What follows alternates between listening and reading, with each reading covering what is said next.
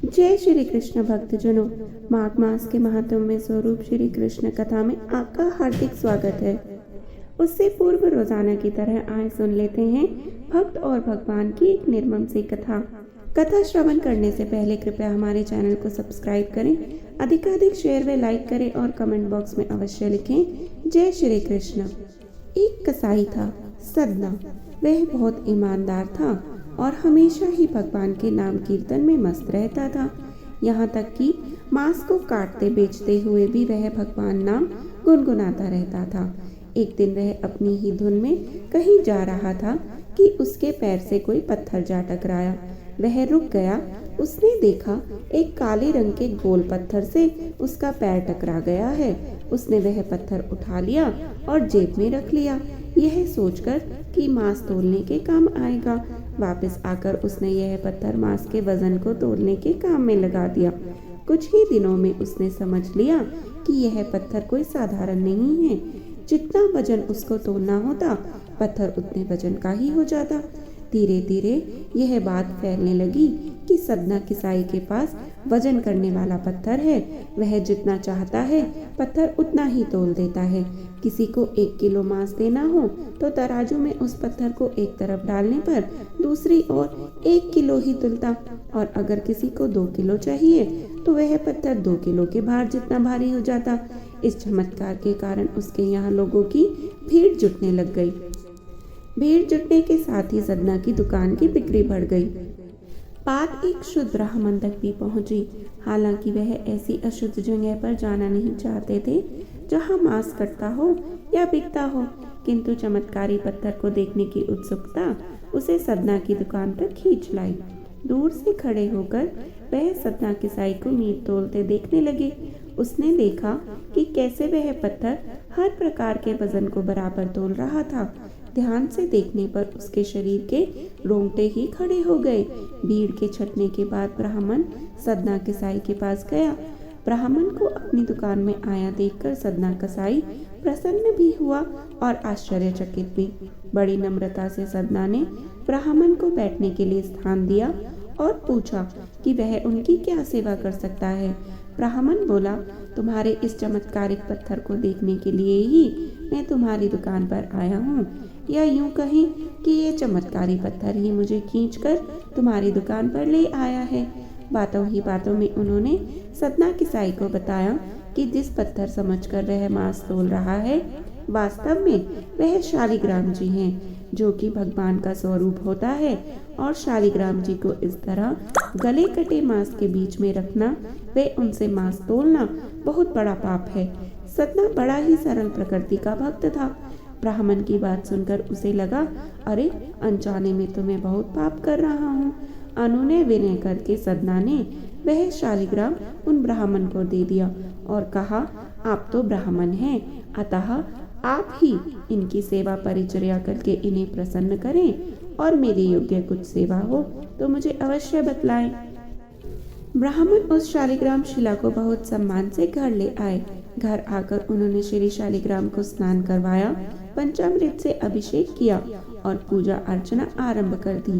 कुछ दिन ही बीते थे कि उन ब्राह्मण के स्वप्न में श्री शालिग्राम जी आए और उन्होंने कहा, हे ब्राह्मण, मैं तुम्हारी सेवाओं से प्रसन्न हूँ, किंतु तुम मुझे उसी कसाई के पास छोड़ आओ। स्वप्न में ही ब्राह्मण ने कारण पूछा तो उत्तर मिला कि तुम मेरी पूजा अर्चना करते हो, मुझे अच्छा लगता है, परंतु जो भक्त मेरे नाम का गुणगान कीर्तन सदैव करते रहते हैं, उनको तो मैं अपने आप को ही बेच देता हूँ। सदना तुम्हारी तरह मेरा अर्चन नहीं करता, परंतु वह हर समय मेरा नाम गुनगुनाता रहता है, जो कि मुझे अच्छा लगता है, इसीलिए तो मैं उसके पास स्वयं ही गया था। ब्राह्मण अगले दिन ही सदना किसाई के पास गया। वे उनको प्रणाम करके सारी बातें बताई। वे श्री शालिग्राम जी को उन्हें सौंप दिया।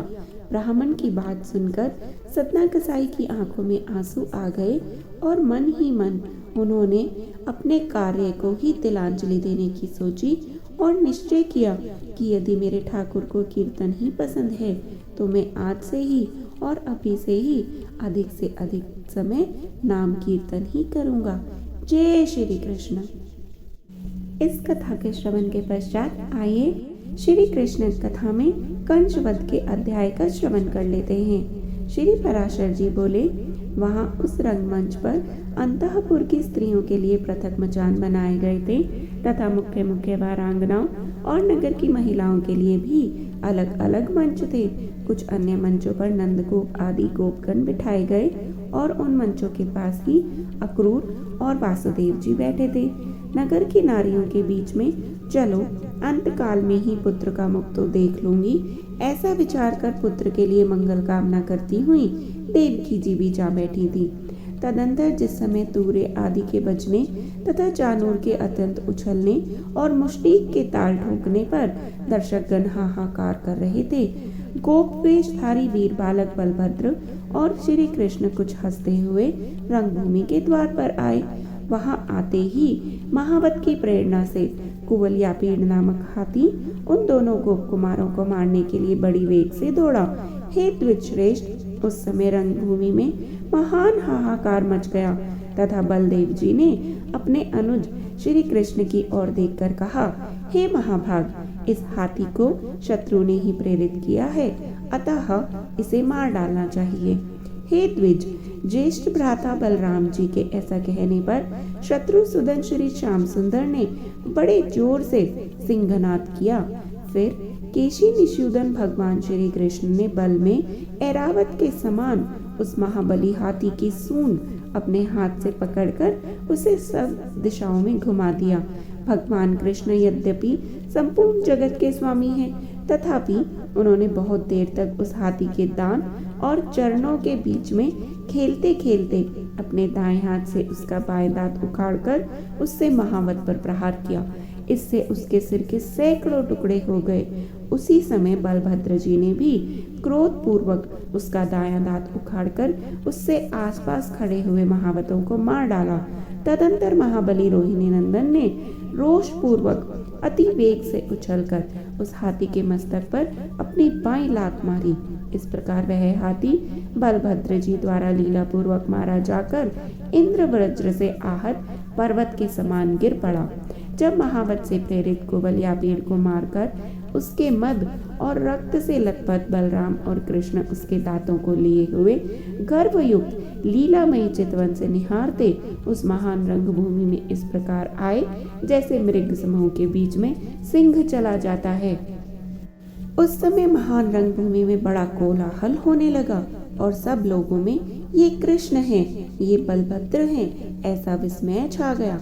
वे कहने लगे, जिसने बालघातनी घोर राक्षसी पूतना को मारा था, शकट को उलट दिया और यमला अर्जुन को उखाड़ डाला था, वह यही है।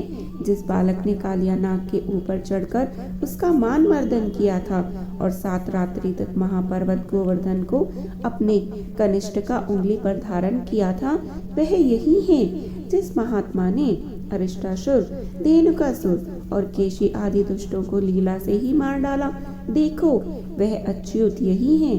ये इनके आगे इनके बड़े भाई महाबाहु बलभद्र जी हैं, जो बड़े लीला पूर्वक चल रहे हैं। ये स्त्रियों के मन और नयनों को बड़ा ही आनंद देने वाले हैं।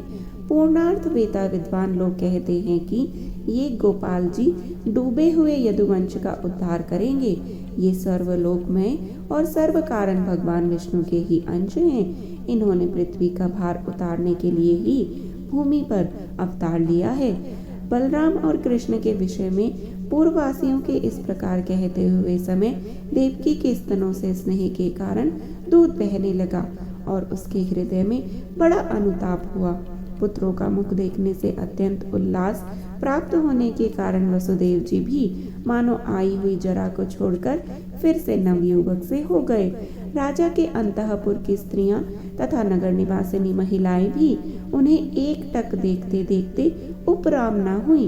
वे परस्पर इस प्रकार कहने लगी, अरे सखियों, अरुण नयन से युक्त श्री कृष्णचंद्र का अति सुंदर मुख तो देखो, जो कुवलयापीड़ के साथ युद्ध करने के परिश्रम से स्वेद बिंदु पूर्ण होकर हिमकर्ण संचित शरतकालीन प्रफुल्ल कमल को भी लज्जित कर रहा है। अरे इनका दर्शन करके अपने नेत्रों का होना सफल कर लो। एक स्त्री बोली, हे भामिनी, इस बालक का यह लक्ष्मी आदि का आश्रयभूत श्री वत्सांग युक्त वक्षस्थल और शत्रुओं को पराजित करने वाली इसकी दोनों भुजाएं तो देखो। दूसरी बोली, अरे क्या तुम नीलांबर धारण किए इन दुग्ध चंद्र अथवा कमल नानन के समान शुभ वर्ण बलदेव जी को आते हुए नहीं देखती हो? तब तीसरी स्त्री ने कहा, अरे सखियों, अखाड़े में चक्कर देकर घूमने वाले चानूर और मुष्टिक के साथ क्रीड़ा करते हुए बलभद्र तथा कृष्ण का हंसना ही देख लो।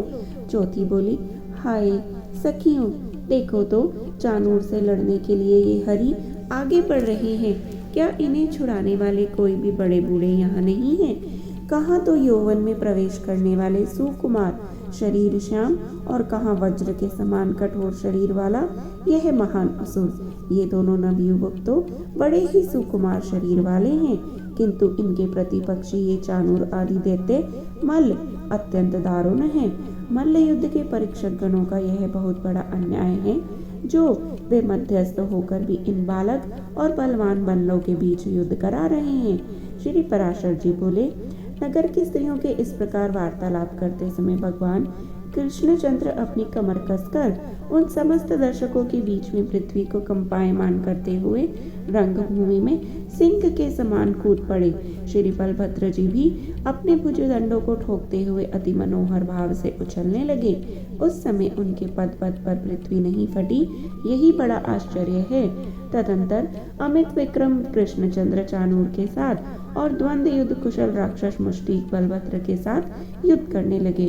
कृष्णचंद्र चानूर के साथ परस्पर भिड़कर नीचे गिराकर उछालकर घूसे और वज्र के समान कोहनी मारकर पैरों से ठोकर मारकर तथा एक दूसरे के अंगों को रगड़कर लड़ने लगे।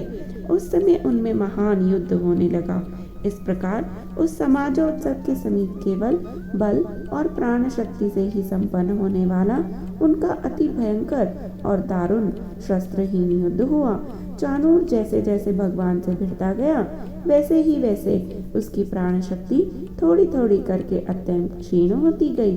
जगन में भगवान कृष्ण भी श्रम और कोप के कारण अपने पुष्पमय शिरोभूषणों में लगे हुए केशर को हिलाने वाले उस चानूर से लीलापूर्वक लड़ने लगे।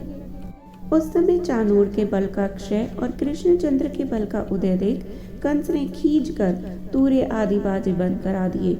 रंगभूमि में मृदंग और तूर्य आदि के बंद हो जाने पर आकाश में अनेक दिव्य तूर्य एक साथ बजने लगे और देवगण अत्यंत हर्षित होकर अलक्षित भाव से कहने लगे, हे गोविंद आपकी जय हो।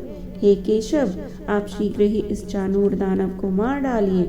भगवान मधुसूदन बहुत देर तक चानूर के साथ खेल करते रहे, फिर उसका वध करने के लिए उद्यत होकर उसे उठाकर चहुं दिशा में घुमा दिया। शत्रु विजयी श्री कृष्णचंद्र ने उस दैत्य मल को सैकड़ों बार घुमाकर आकाश में ही निर्जीव हो जाने पर पृथ्वी पर पटक दिया। भगवान के द्वारा पृथ्वी पर गिराए जाते ही चानूर के शरीर के सैकड़ों टुकड़े हो गए और उस समय उसके रक्त स्राव से पृथ्वी को अत्यंत कीचड़ में कर दिया। इधर जिस प्रकार भगवान श्री कृष्ण चानूर से लड़ रहे थे, उसी प्रकार महाबली बलभद्र जी उस समय दैत्य मल मुष्टिक से भिड़े हुए थे। बलराम जी ने उसके मस्तक पर घूंसों से तथा वक्षस्थल में जानू से प्रहार किया और उस गतायु दैत्य को पृथ्वी पर पटक कर रौंद डाला। तदंतर श्री कृष्णचंद्र ने महाबली मलराज तोषल को बाएं हाथ से घूसा मारकर पृथ्वी पर गिरा दिया। मल्ल श्रेष्ठ चानूर और मुष्टिर के मारे जाने पर तथा मल्लराज तोषल के नष्ट होने पर समस्त मल्लगण भाग गए। तब कृष्ण और संकर्षण अपने समवयस्क गोपों को बलपूर्वक खींचकर आलिंगन करते हुए हर्ष से रंगभूमि में उछलने लगे। तदंतर कंस ने क्रोध से नेत्र लाल करके वहां एकत्रित हुए पुरुषों से कहा, अरे इस समाज से इन ग्वाल बालों को बलपूर्वक निकाल दो। पापी नंद को लोहे की श्रृंखला में बांधकर पकड़ लो तथा वृद्ध पुरुषों के अयोग्य दंड देकर वासुदेव को भी मार डालो। मेरे सामने कृष्ण के साथ वासुदेव को भी मार डालो और जितने गोप बालक उछल रहे हैं इन सबको भी मार डालो और इनकी गोएं और जो कुछ अन्य धन हो वह सब इनसे छीन लो। जिस समय कंस इस प्रकार आज्ञा दे रहा था उसी समय श्री मधुसूदन हंसते हंसते उछलकर मंच पर चढ़ गए और शीघ्रता से उसे दबोच लिया। भगवान कृष्ण ने उसके केशों को खींचकर उसे पृथ्वी पर पटक दिया तथा उसके ऊपर आप भी कूद पड़े। इस समय उसका मुकुट सिर से खिसकर अलग जा पड़ा। संपूर्ण जगत के आधार भगवान कृष्ण के ऊपर गिरते ही उग्रसेना आत्मज राजा कंस ने अपने प्राण छोड़ दिए। तब महाबली कृष्णचंद्र ने मृतक कंस के केश पकड़कर उसके देह को रंगभूमि में घसीटा। कंस का देह अत्यंत भारी था, इसलिए उसे घसीटने के जल के महान वेग से हुई दरार के समान पृथ्वी पर परिघा बन गई। श्री कृष्णचंद्र द्वारा कंस के पकड़ लिए जाने पर उसके भाई सुमाली ने क्रोध पूर्वक आक्रमण किया। उसे बलराम जी ने लीला से ही मार डाला। इस प्रकार मथुरापति कंस को श्री कृष्णचंद्र द्वारा अवज्ञा पूर्वक मरा हुआ देखकर रंगभूमि में उपस्थित संपूर्ण जनता हाहाकार करने लगी। उसी समय महाबाहु कृष्णचंद्र बलदेव जी सहित वसुदेव और देवकी के चरण पकड़ लिए। तब वासुदेव और देवकी को पूर्व जन्म में कहे हुए भगवत वाक्यों का स्मरण हो आया और उन्होंने श्री जनार्दन को पृथ्वी पर से उठा लिया और उनके सामने प्रणत भाव से खड़े हो गए। श्री वसुदेव जी बोले, हे प्रभु, अब आप हम पर प्रसन्न होइए। हे केशव, अपने आर्त देवगणों को जो वर दिया था वह हम दोनों पर अनुग्रह करके पूर्ण कर दिया। भगवान, आपने जो मेरी आराधना से दुष्ट जनों के राज के लिए मेरे घर में जन्म लिया, उससे हमारे कुल को पवित्र कर दिया है। आप सर्वभूत में हैं और समस्त भूतों के भीतर स्थित हैं। हे समस्त आत्मन, भूत और भविष्य आपसे ही प्रवृत्त होते हैं। हे अचिंत्य, हे सर्वदेवमय, हे अच्युत, समस्त यज्ञों से आपका ही यज्ञ किया जाता है तथा हे परमेश्वर, आप ही यज्ञ करने वालों के यष्टा और यज्ञ स्वरूप हैं। हे जनार्दन, आप तो संपूर्ण जगत के उत्पत्ति स्थान हैं। आपके प्रति पुत्र वात्सल्य के कारण जो मेरा और देवकी का चित्त भ्रांति युक्त हो रहा है, यह बड़ी ही हंसी की बात है। आप आदि और अंत से रहित हैं तथा समस्त प्राणियों की उत्पत्ति करता है। ऐसा कौन मनुष्य है जिसकी जीवा आपको पुत्र कहकर संबोधन करेगी? हे जगन्नाथ, जिन आप से यह संपूर्ण जगत उत्पन्न हुआ है, वही आप बिना माया शक्ति के और किस प्रकार हमसे उत्पन्न हो सकते हैं? जिसमें संपूर्ण स्थावर जंगम जगत स्थित है, वह प्रभु कुक्षी अर्थात कोक और गोद में शयन करने वाला मनुष्य कैसे हो सकता है? हे परमेश्वर, वही आप हम पर प्रसन्न होइए और अपने अंशावतार से विश्व की रक्षा कीजिए। आप मेरे पुत्र नहीं हैं। हे ईश, ब्रह्मा से लेकर वृक्ष आदि पर्यंत यह संपूर्ण जगत आपसे ही उत्पन्न हुआ है। फिर हे पुरुषोत्तम, आप हमें क्यों मोहित कर रहे हैं? हे निर्भय, आप मेरे पुत्र हैं। इस माया से मोहित होकर मैंने कंस से अत्यंत भय माना था और उस शत्रु के भय से ही मैं आपको गोकुल ले गया था। हे ईश, आप वहीं रहकर इतने बड़े हुए हैं, इसलिए अब आप में मेरी ममता नहीं रही है। अब तक मैंने आपके ऐसे अनेक कर्म देखे हैं जो रुद्र, मरुदगण, अश्विनी कुमार और इंद्र के लिए भी साध्य नहीं है। अब मेरा मोह दूर हो गया है। हे ईश, मैंने निश्चय पूर्वक जान लिया है कि आप साक्षात श्री विष्णु भगवान ही जगत के उपकार के लिए प्रकट हुए हैं। जय श्री कृष्ण। इसके आगे श्री अग्रसेन जी का राज्याभिषेक और भगवान के विद्या अध्ययन वाले अध्यायों को श्रवण करने के लिए कृपया हमारे साथ जुड़े रहें और जपते रहें हर हर महादेव।